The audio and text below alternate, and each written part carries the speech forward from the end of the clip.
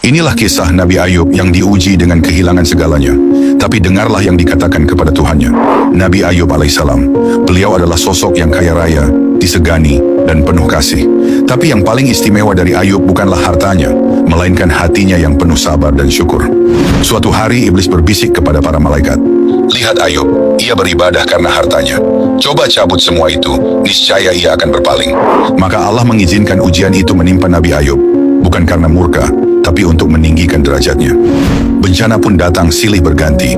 Dalam waktu singkat, seluruh hartanya musnah terbakar dan ternaknya mati. Lalu, badai merobohkan rumahnya dan 10 anaknya meninggal seketika itu juga. Ketika kabar itu datang, Ayub memeluk istrinya yang menangis dan hanya berbisik, "Inna lillahi wa inna ilaihi raji'un." Mereka titipan Allah dan kini telah diambil kembali olehnya.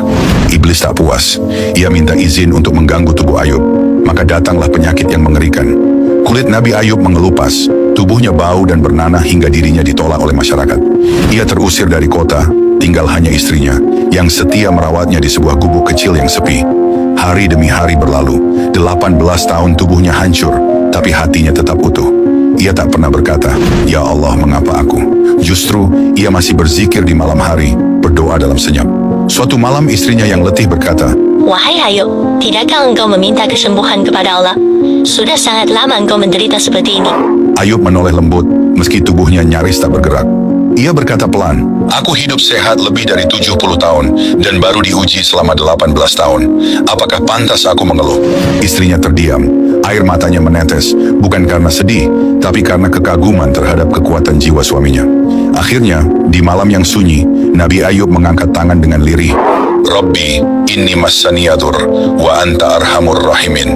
Ya Tuhanku, sungguh aku telah ditimpa penyakit, dan Engkaulah yang maha penyayang dari segala yang penyayang. Dia berdoa tanpa tangis, tanpa keluh kesah dan tuntutan apapun, hanya penuh adab dan kepasrahan. Dan Allah Zat yang maha mendengar langsung menjawab, "Hantamkan kakimu ke tanah, akan keluar mata air untukmu, mandi dan minumlah darinya." Air memancar dari tanah. Nabi Ayub meminum dan mandi di sana, dan dalam sekejap tubuhnya pulih total, bahkan lebih sehat dan kuat dari sebelumnya. Allah pun mengembalikan harta dan anak-anaknya, bahkan dilipat gandakan.